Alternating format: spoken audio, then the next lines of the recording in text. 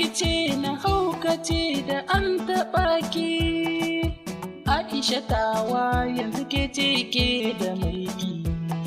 A zuciya ta kin bike kowa ba ta biyinki. Yanzu lokaci yayi auren maza a daura.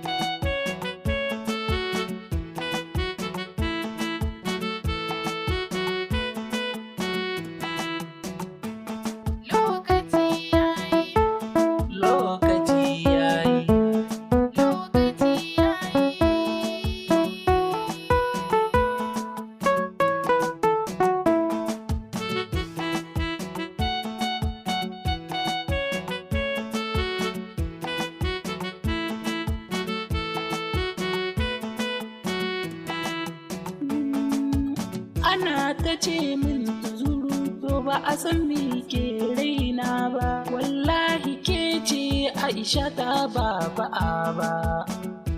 Sanki yana nan a zuciya ya zama babba. Aure da ke na yi shiri Aisha ta.